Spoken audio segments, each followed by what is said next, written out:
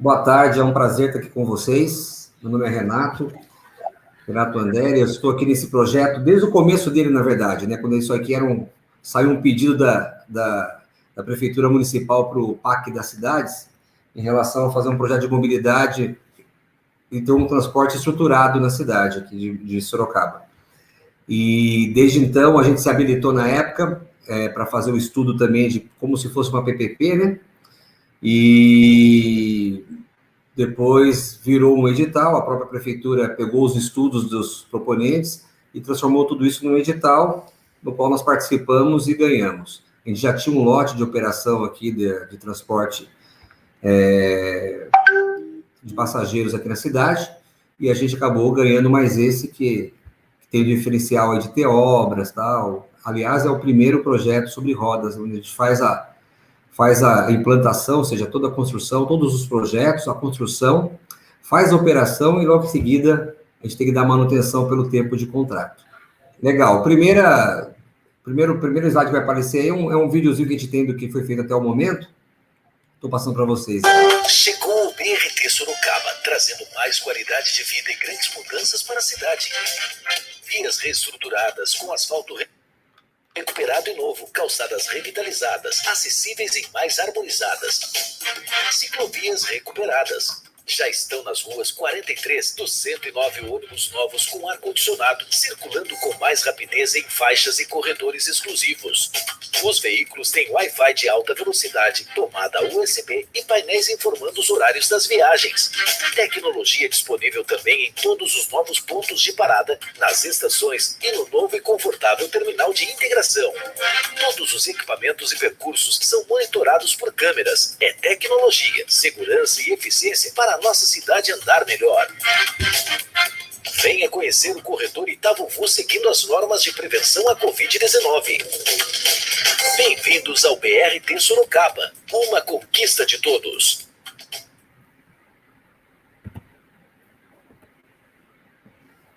Muito bem.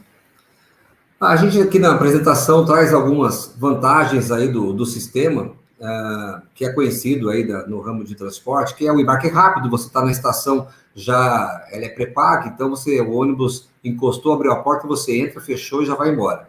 Então, faz com que o tempo de deslocamento dos passageiros seja bem menor do que o transporte convencional. Além disso, você tem todas as previsões para acessibilidade e segurança. Você tem a economia, porque com toda a melhoria que foi feita no sistema, não houve alteração na tarifa cobrada dos usuários. Tem um conforto, porque os carros são todos com ar-condicionado, tem Wi-Fi, tem uma série de serviços nas TVs, além de passar a localização, avisar o ponto que está chegando, as próximas estações. Também tem uma mídia alternativa também passando. A velocidade, já que os corredores são exclusivos e já também conectados com a rede semafórica da cidade, que você consegue fazer aquelas ondas verdes, você ganhar tempo no seu deslocamento. E a facilidade, onde você tinha todas as linhas da cidade saindo dos bairros e para o centro da cidade. Agora você tem um sistema estruturado. Você alimenta terminais nas pontas, né, nos bairros, em regiões que você concentra ali várias linhas ou mesmo, e lá você sai um corredor, sai um ônibus só indo para a cidade, levando todo mundo. Então você transporta o mesmo número de pessoas com um custo de operação menor e com toda essa qualidade, ou seja, você diminui o tempo de deslocamento, que para nós é essencial nos dias de hoje. Os números aqui da gente, a gente está com 3 corredores estruturais, são 3 corredores de BRT, são aqueles corredores que a gente chama que as estações estão no centro, no canteiro central, né? E também temos mais 2 corredores, que é o sul e o leste, que eles são corredores que a gente chama de estruturais. Nós não temos estações, temos os abrigos que ficam do lado direito da via, né? A via também foi toda tratada, todo recapeado, todo o trajeto, são 42 quilômetros de corredores, onde a gente fez todo o trabalho de recap, tanto do flexível como também do rígido. Onde andam os ônibus, o pavimento é rígido. No total, são 26 estações, 3 terminais, tem 4 estações de integração, que são estações um pouquinho maiores que as estações normais, que é para você... tem linhas, por exemplo, não adianta o cara, a linha ir até o terminal na ponta, na cabeceira do corredor. Ele já integra no meio do caminho, nessa estação de integração que a gente chama, são 4. Os veículos têm, e tanto as estações estão todas com Wi-Fi, 91 pontos de paradas, já te falei para vocês que eram 3 corredores exclusivos, né? E mais aqueles 2 estruturados. Nós temos câmeras nos ônibus, nas estações, nos terminais e nas vias. Essas das vias, inclusive, elas identificam as placas, caso haja uma invasão de carro que não é para rodar no corredor, e que fica rodando no corredor e que atrapalha o nosso rédio, a nossa operação. Aqui, para vocês terem uma ideia de como estão os corredores, esse que foi o primeiro a ser implantado, que é o corredor Itavuvu, tem o terminal Vitória Régia na ponta e as estações. O outro corredor que nós entregamos, isso aqui foi entregue em agosto, dia 31 de agosto de 2020. Esse foi entregue dia 25 de abril de 2021, que é o corredor Ipanema, terminal São Bento, corredor Ipanema. Esses 2 estão operacionais. Todo o restante, que são vias que nós tratamos, onde tem os pontos de parada e o corredor exclusivo no lado direito, todos também já estão funcionando, tanto para o leste quanto para o sul. O que falta entregar apenas é o corredor oeste, que é essa parte aqui, eu acho que vocês estão acompanhando o movimento do meu mouse aí, né? Esse corredor oeste aí, que está em roxo, lilás, esse é o que falta de entregar, e que as obras devem começar aí ainda esse ano, por volta de setembro. Os números que a gente tinha previsto aqui para o projeto, tá? São 2.058.000 passageiros, 125 veículos, a extensão desses corredores, os corredores de BRT, os exclusivos, que são 17 quilômetros, mais os 25 dos estruturais. O que a cidade ganhou com isso, né? Então, ou seja, apenas num corredor de ônibus com transporte mais rápido, mais confortável, não. As vias por onde a gente teve que realizar as obras, elas foram totalmente requalificadas, com reparos profundos, com a parte de sinalização horizontal e vertical também refeita, e além do impacto na paisagem urbana. Sorocaba, ela já tem uma característica de ser uma cidade muito bem arrumada e muito bem conservada, né? Então, você veja, esses corredores, esses 2 que nós fizemos obras e já entregamos, eles tinham ciclovias já durante o canteiro central, a gente teve que inserir os nossos módulos de estações e não interromper as ciclovias, para manter essa ligação que a pessoa já estava acostumada. Maior visibilidade para as lojas do entorno, tanto para pedestre quanto para quem estiver de ônibus. A gente tem um sistema de localização por aplicativo, a pessoa sabe, vou de um lugar para outro, e ele informa como a pessoa tem que fazer. A pessoa pode usar pontos de referência, que são os nomes de loja, igrejas, hospitais, o que for, para poder também chegar através desse aplicativo. Intervenções que priorizam a circulação das pessoas a pé, melhoria do fluxo de trânsito local, tendo uma faixa exclusiva para transporte coletivo e 2 faixas para o tráfego geral. A ciclovia nos corredores, como a gente tinha falado, o aumento da mobilidade, acessibilidade, segurança e confiabilidade. Os diferenciais aqui do projeto. Esse modelo de contrato, já no início da minha apresentação, eu já comentei, ele sobre rodas é o primeiro no Brasil. Já temos esse modelo nos trilhos, mas sobre rodas ele foi o primeiro. Que foi o quê? Houve uma contratação de uma empresa que ela finalizou os projetos que já tinham uma parte desses projetos feito na hora da licitação, mas finalizou os projetos executivos, iniciou a construção, faz a operação e depois faz a manutenção. A gente é cobrado dessa manutenção e da qualidade da operação através de um índice de qualidade, e que dependendo da nossa performance em fazer em manter tudo isso dentro da conformidade contratual, a gente pode ser penalizado em até 7% da nossa receita. Então, isso faz com que a gente, durante o tempo de concessão, que são 20 anos, a gente vai fazer com que todo o equipamento, tudo que foi entregue e disponibilizado para a operação, seja mantido e seja entregue no último dia do nosso contrato, da mesma forma como no primeiro. Outro diferencial nosso é a questão de sustentabilidade, né? A gente colocou nesse projeto, em todas as estações e nos terminais, vocês vão ver nas fotos daqui vai ter umas fotos que eu vou colocar aqui, painéis solares para captação e a gente gerar nossa própria energia. Hoje a gente está conseguindo, tinha uma previsão aí de 75% da nossa energia consumida ser feita através dessa captação solar, nós estamos chegando a 84%. Ainda falta mais um corredor, então a gente deve ficar nessa faixa de 84%, 85% do que a gente consome produzindo. E aí a questão das fotos, essa foi o último corredor que nós entregamos, que foi o Ipanema, né? Então vocês vão vendo foto do terminal, aí vocês podem destacar toda aquela questão das placas de energia solar, tá certo? Tem baia para estacionamento de veículos, de próprios ônibus e tal. Qualificação, tudo que requalificado. As estações, estou vendo fotos de algumas estações, em cima da estação também. Um ônibus dentro do terminal. Aquele primeiro que foi entregue em agosto de 20, que é o corredor Itavuvu, onde tem o terminal Vitória Regia, aí no canto direito inferior, também todo ele com as placas de energia solar. A primeira foto aí do ônibus de uma estação com as placas de energia solar. Pode ver que tem a ciclovia em vermelho, riscando todinho o percurso, e a gente mantendo essa ciclovia durante todo o processo. Ou seja, já era uma área arborizada, uma área que tinha um bom visual, né, vamos dizer assim. Então, a gente não podia fazer com que essas estações, elas estragassem tudo isso.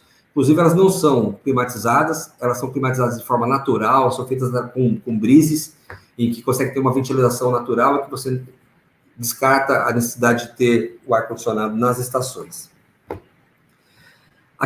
Tirando os corredores exclusivos de BRT, a gente tem os corredores estruturais, que são esses. Veja, a gente entregou esses abrigos, onde aqui também tem Wi-Fi, tem o monitor aqui com as próximas passagens, a previsão de chegada dos ônibus, tem toda uma acessibilidade para se chegar nesses abrigos.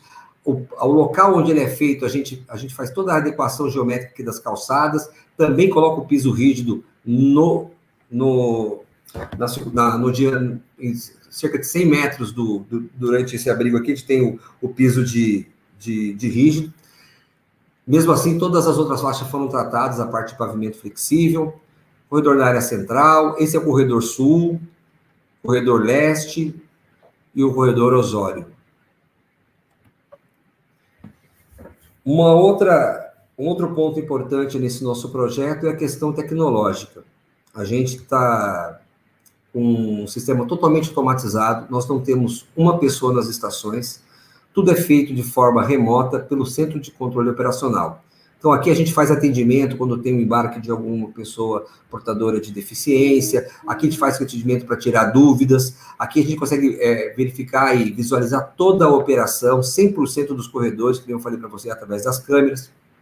A gente conversa com o motorista, conversa nas estações, a gente monitora qualquer problema de vandalismo ou uma queda, alguma coisa, que essas câmeras nós têm esse sensor para alguma queda bruta que possa ter tido. As portas das estações são abertas automaticamente todos os dias, num determinado horário, fechadas da mesma forma. As estações já são com portas automáticas para acesso ao ônibus, isso só acontece depois que abre a porta do ônibus, para depois abrir da estação, tem todo um sistema de sensores que faz com que isso funcione. Nesse TCO também a gente faz o monitoramento da nossa operação para se manter as previsões de intervalo entre viagens, entre um ônibus e outro, da mesma forma para que não haja 2 ônibus passando depois um intervalo maior para o terceiro. Então, a gente faz o trabalho tudo aqui nesse TCO. Qualquer falha que haja em qualquer equipamento, seja num monitor, numa câmera, num switch de Wi-Fi, numa porta automática, num sistema de emergência, qualquer coisa assim, naquela tela que está do lado direito dessa foto, aparece a falha indicando onde que ela é.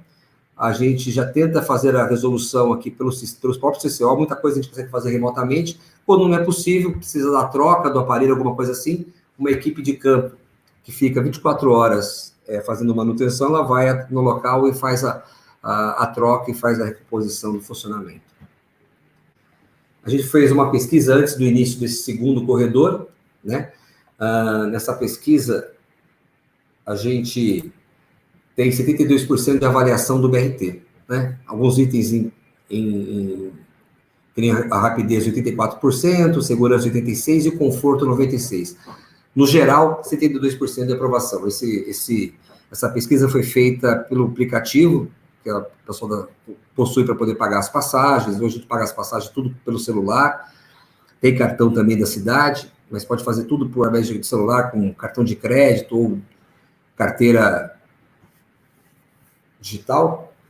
E nesse mesmo aplicativo foi feita essa pesquisa, foi feita pela NTP, ela que fez a pesquisa, fez todas as análises e chegou nos resultados. E aí é o novo corredor. As estações têm poucas diferenças, o terminal também é diferente, porque ele fica no meio da pista, não fica numa área fora da pista, fica no meio da pista, como se fosse uma grande estação, mas é um terminal enorme. São 8 estações e esse terminal é um trecho de 5 quilômetros que falta a gente entregar. E aí chegamos no final da apresentação. Legal.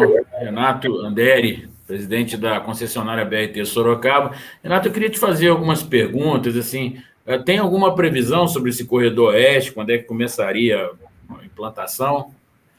A gente teve uma mudança de governo, né? O pessoal quis participar também da execução desse outro corredor, e aí foram analisar os projetos que foram preparados para ele. Já estamos finalizando toda a qualificação dos projetos que a gente já tinha feito, e devemos iniciar essas obras aí no mais tardar em setembro, outubro desse ano, dependendo também da questão de tempo e tal, mas toda a obra de fundações, ocupações geométricas, a questão dos pavimentos, da parte metálica, que é pesada, né? É tudo feito do chão para cima, é tudo metálico. A gente deve começar mais ou menos em outubro. Legal. Renato, até agosto, setembro do ano que vem. Tá. Renato, como é que foi a característica de construção aí desses corredores, né? A gente sabe, existem poucos BRTs em operação no Brasil ainda, né? Eu acho que de Sorocaba, eu não sei, depois queria que você me dimensionasse também esse BRT de Sorocaba em relação aos outros existentes aqui no Brasil, e também como é que foi implantado, né?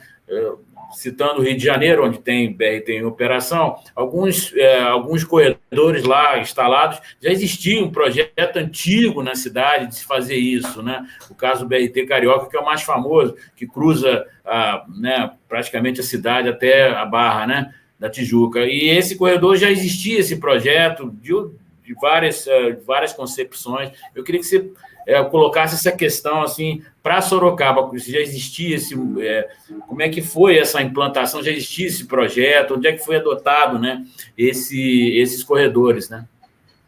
Vamos lá. Aqui existia uma rede praticamente diametral de linhas. As linhas saem dos bairros, vão todas para o centro da cidade. Quando foi em 2013, se não me engano, 2013 para 2014, 2013, o PAC de mobilidade, o PAC 2, PAC 2, não é o nome, PAC das cidades, né? PAC 2, fez um chamamento para quem quisesse apresentar algum projeto. E a Prefeitura de Sorocaba se candidatou, como várias outras. Eu sei que na época, tanto Sorocaba como mais uma cidade, que eu não me recordo qual outra cidade, eu não sei também se era obra de mobilidade na outra cidade, foram escolhidas para receber esse investimento da Caixa Econômica, através do PAC. Uma vez que ela conseguiu essa verba, eram 126 milhões, mais a parte dela, que são 6 milhões, dá 133 milhões no final das contas, ali, somando direitinho. Ela pôs no mercado quem gostaria de propor o projeto, ou seja, como queria funcionar, como ia ser a rede de transporte, que corredores que seriam mais... Alguns detalhes na candidatura ela já tinha colocado para o governo federal. Mas o detalhamento mesmo de como funcionaria esse contrato de concessão, como que seria a influência desse contrato com os contratos existentes na época, no qual a gente já operava um deles, né, eram 2 lotes na cidade, a gente operava um deles. Toda a questão jurídica, toda a questão econômica, ou seja, o arcabouço econômico, o arcabouço jurídico, a questão da rede e de engenharia. A Prefeitura soltou esse manifesto, essa manifestação de interesse privado, para fazer esses estudos. Nós nos candidatamos, assim como outras empresas, cada um fez o seu estudo e entregou para a prefeitura.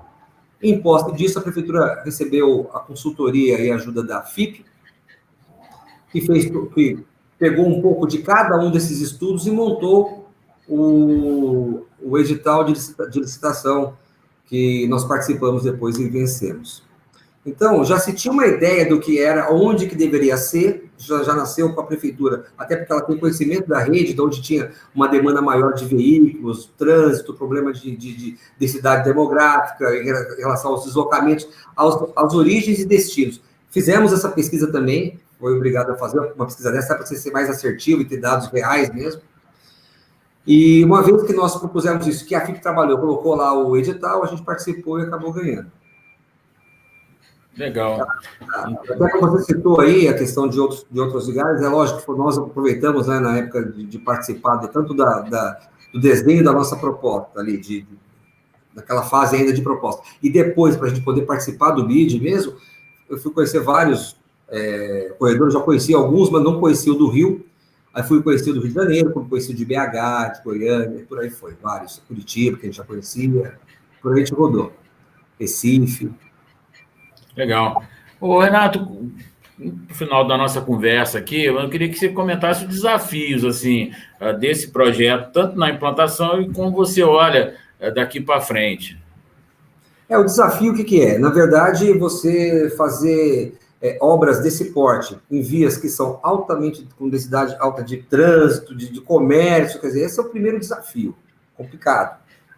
Segundo, foi enfrentar uma pandemia. Nós começamos as obras no final de 19, aí veio a pandemia, quer dizer, o negócio ficou complicado. Veja aí, você sabe muito bem o que aconteceu com o aço, com o cimento, quer dizer, como é uma obra que a gente colocou um valor de investimento e nisso se transformou numa tarifa, esse risco é todo nosso. É lógico que quando acontece um caso desse com uma pandemia, a gente tem que reestudar tudo que tinha pensado, né, e o que se transformou.